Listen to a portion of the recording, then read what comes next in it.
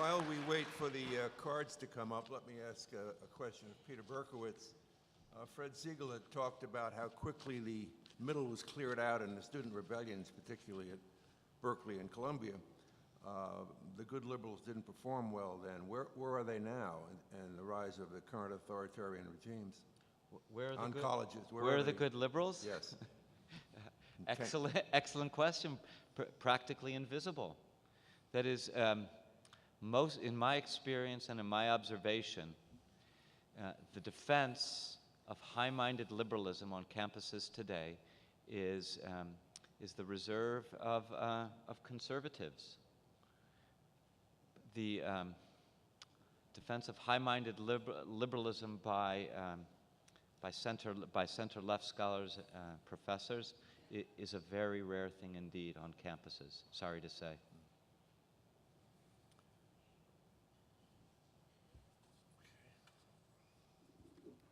It's supposed to be selective, John. I have to read them first.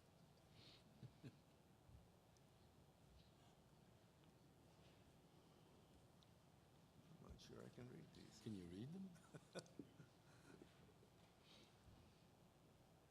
Here's one. What would a socially just society look like to its proponents? Are they ever asked to spell it out? That's above my pay grade.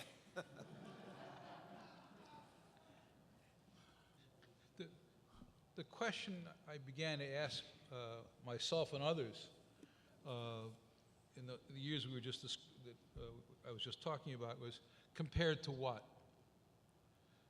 And I found that this question was unacceptable because part of what the 60s did, it created a set of utopian expectations. The economy would be wonderful forever. The economic problems have been taken off the table. It wasn't true, but nonetheless, there was this seeming appearance. And so the idea of suggesting that alternatives might be worse, or today to suggest that European unemployment rates are much higher than American unemployment rates, it simply doesn't enter the conversation. I actually think it's fairly clear what that society would look like. It would look like Manhattan, where nobody made less than $500,000 a year and nobody made more than $2 million a year, and everybody, all 320 million of us, had big homes on Long Island. Yeah. Actually, let me say the assumption behind that question is that a lot of this ferment that I described, Fred described, really is interested in this question of social justice. And that's what I'm trying to get across. It's not true at all. The Freres, the followers of Frere and millionaires, they don't care about social justice. They care about anti-American, attacks on America. He's done that in his entire career. Frere did that, and extolling third world dictatorships. In the Catholic schools I've gone to, Catholic high schools, there's more of a concern for genuine social justice. The social justice of the Sermon on the Mount, in a way, of the prophets, where the subject is taken seriously. But all too frequently, what passes for civic education or social justice is nothing but special pleading for a lot of really rotten regimes. Here's another question. What steps can we take? What are the possible steps to halt civic deterioration?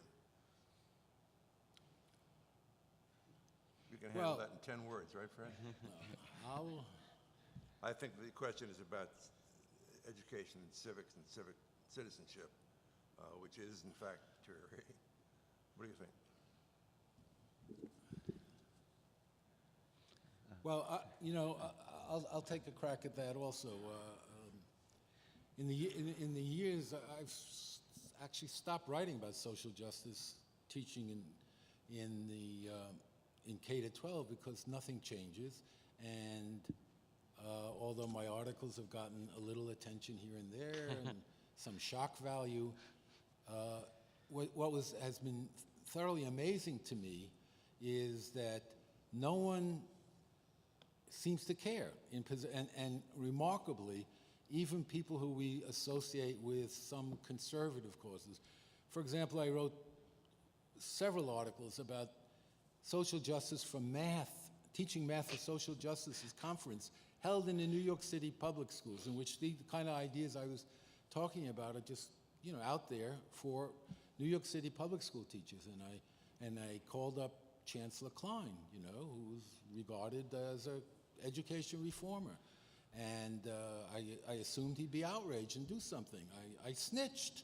I wanted to call in the police, And Klein was totally unconcerned. All he cared about was, if the test scores are okay, what do I care how they do it? And that has been the general attitude. And one of the reasons I think, so I always try to figure out, how did they get away with it? How does something so blatant as Paulo Freire's book, an unapologetic plea for Stalinist societies, sell 1 million copies in the ed schools and in the universities? And how do they do it? How do they get away? Well, I'm going to throw out something possibly controversial in a conservative group. I think one reason is because, unlike other industrialized societies, the United States does not have a national K-12 curriculum. And that is passed through as well into the universities. So if there is no curriculum, if there are no national standards, that means anything goes. If there's no curriculum, every teacher can basically teach what they want. No one's going to hold them accountable.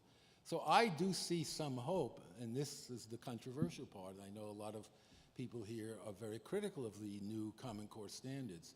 But I think the Common Core standards, to the extent that they're really applied as the document has been written, do call for a content-rich, knowledge-based curriculum, grade by grade.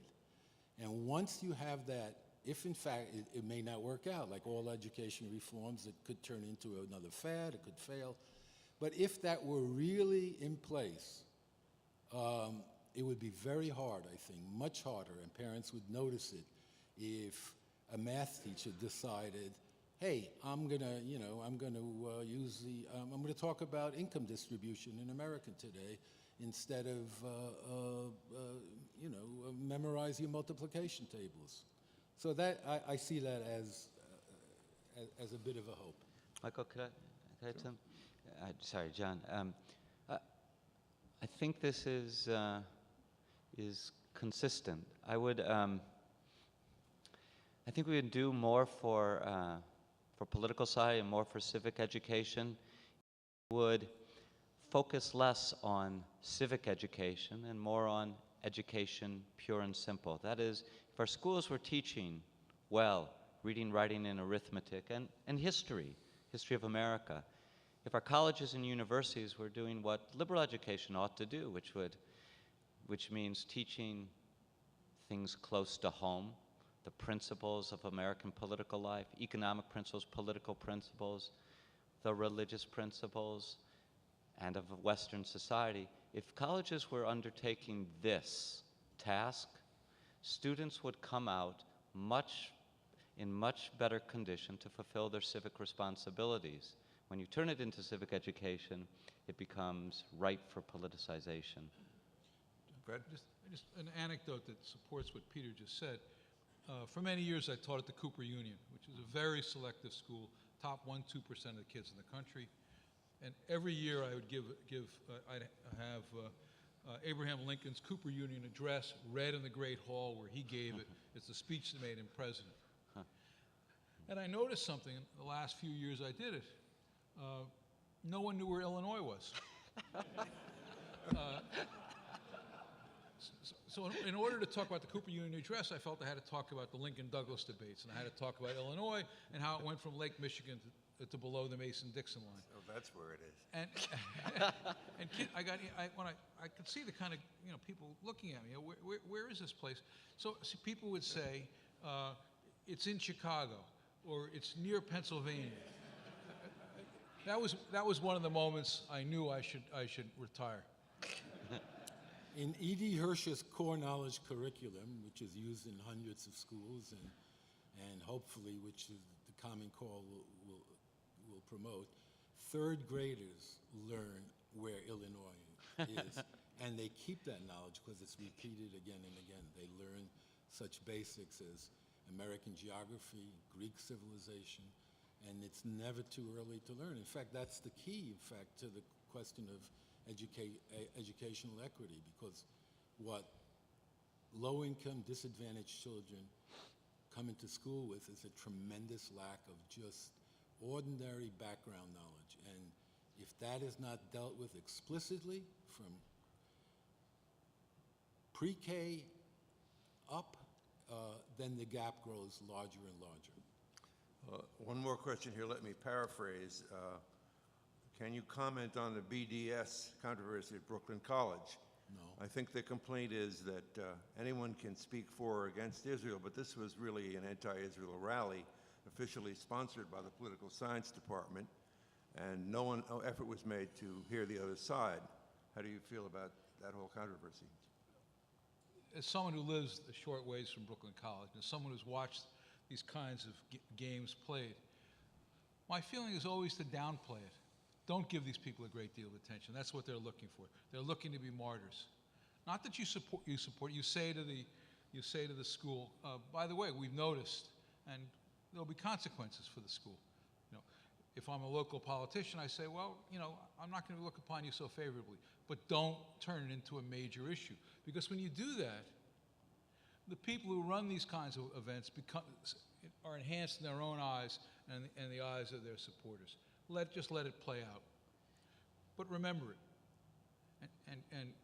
and deal with it at your time and when it's a better opportunity to have an effect.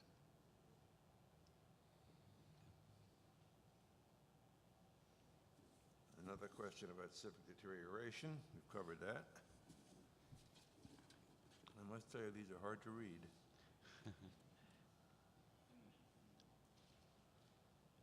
Doesn't the philosophical frame of the Frere Fanon vision of humane education explicitly acknowledge a moral standard of justice? If so, what pitfalls would accompany an open public debate between such thinkers and their classical predecessors, Plato, Aristotle, Cicero? There is no such debate. When Frere is taught in basically a kind of introductory education class in the education schools, it's not debated. It's presented as a dictum. Again, the point I made is it's very consistent with progressive education in the sense that progressive education wants to downplay completely the figure of the teacher as a conveyor of knowledge, or the very idea that there is objective knowledge out there. So there is no debate. It would be wonderful. I mean, it would be wonderful if in an ed school an introductory course can let them read the Pedagogy of the Oppressed and read E.D. Hirsch's cultural literacy, and then debate. Now, which approach is better for narrowing the achievement gap between the middle class and the children from disadvantaged families? There should be an open debate. There isn't. Here's a question about free speech on campus. I guess you can take this, Peter. If there's so much silencing of speech on campus, why don't we react to it and have teaching about the First Amendment and drive that point home? Answers itself. I'll try to answer that question, but also with reference to the previous question and answer. To understand what's become of progressivism on campus, you have to appreciate that it is schizophrenic or simultaneously relativistic and dogmatic. Relativistic in the sense of whatever you wish to say, young man or young woman. Dogmatic in the sense that, but Everything before yesterday has been refuted. Everything the day before yesterday has been exposed as poisoned by race, classism, or sexism. So anything you want to say, as long as it doesn't appeal to an idea from the day before yesterday. Now, you can see that that attitude, that spirit, is in the sharpest tension with the spirit that underlies the First Amendment. Remember, the First Amendment comes from the 18th century. It was above all designed to protect beliefs about religion, different ways of worshiping. But all that, from the point of view of much of progressivism, is nothing but superstition and hogwash and a chain or an anchor that binds people. So what we're seeing on campus is the loss of any kind of felt need on the one hand, or intellectual appreciation on the other hand, that debate, that two sides of the question need to be represented. Let me make one qualification on that. In the 1990s, I taught at Harvard University in the Department of Government. And during that period, my colleague, Harvey Mansfield, would sponsor a speaker series at the Kennedy School of Government. Typically at the Kennedy School of Government, if a professor were sponsoring a speaker, it would be up to that professor whether he or she wanted to invite a commentator. But when Harvey Mansfield, I don't know if you know this, but he's a conservative, when Harvey Mansfield would sponsor talks, the Kennedy School required that there be an opportunity for rebuttal. Now, Harvey didn't mind this, actually. He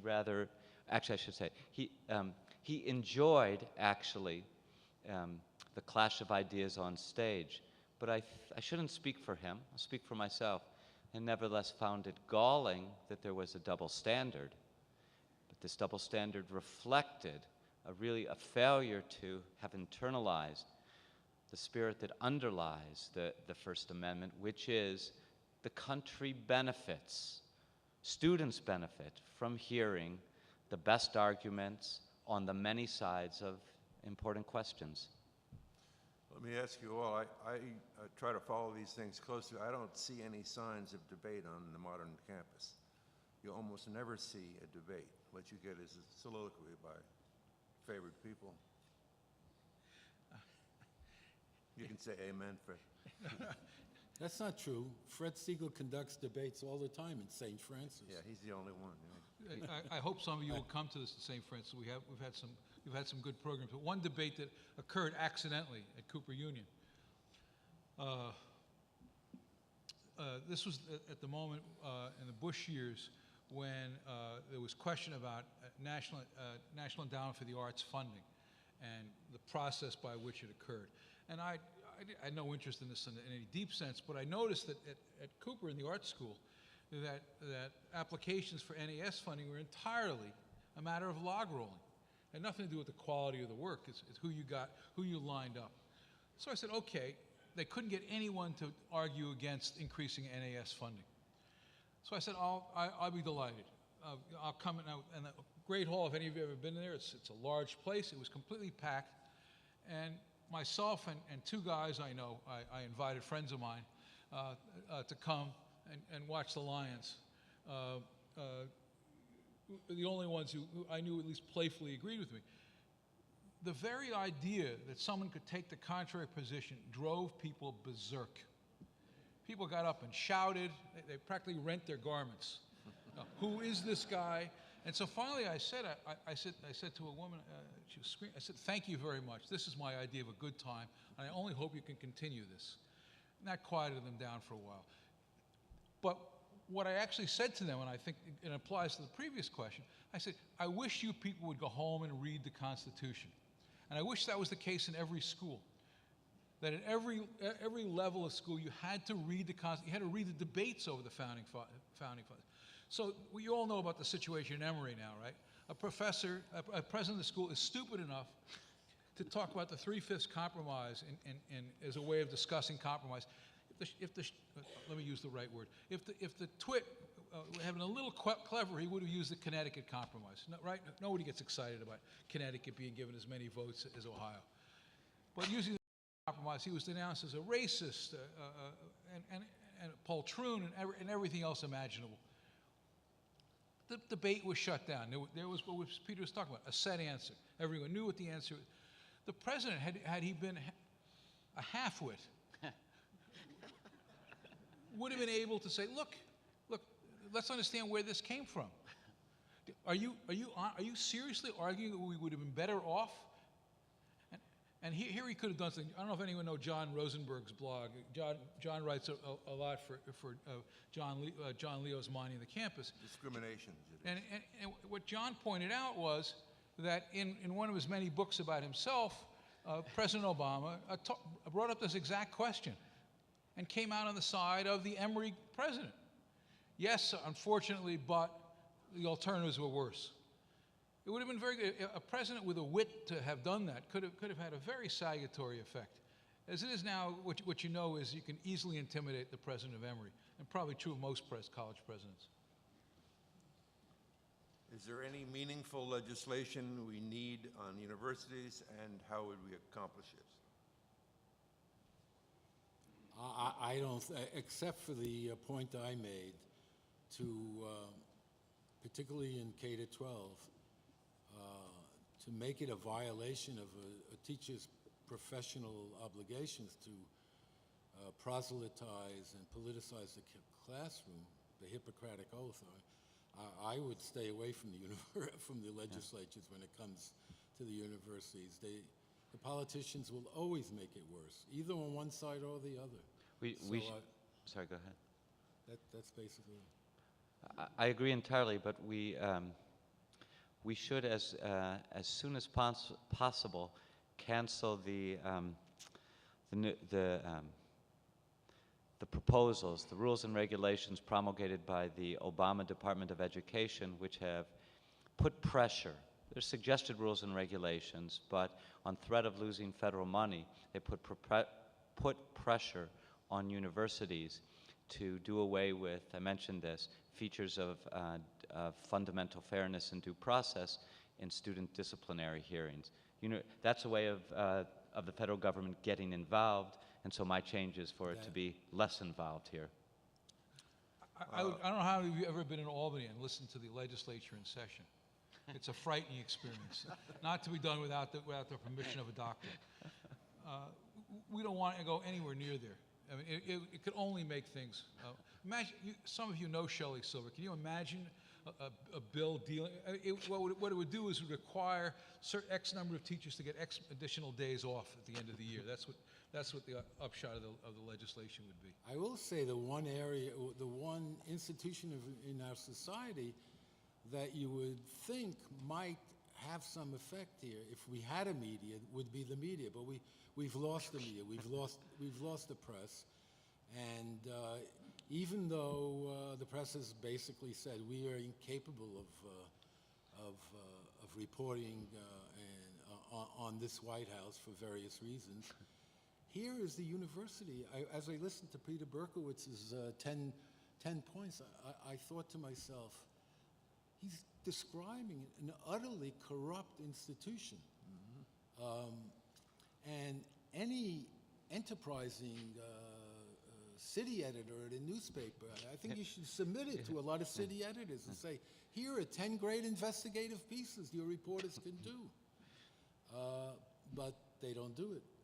For some reason, the university is off limits, except for the obvious stories about, finances and things like that. But this corruption just calls for media attention, and it's just not there. Before we adjourn, I think Peter Wood wants to come up and introduce a short video. And before he gets here, I want to thank the panel for a great discussion. Thank you.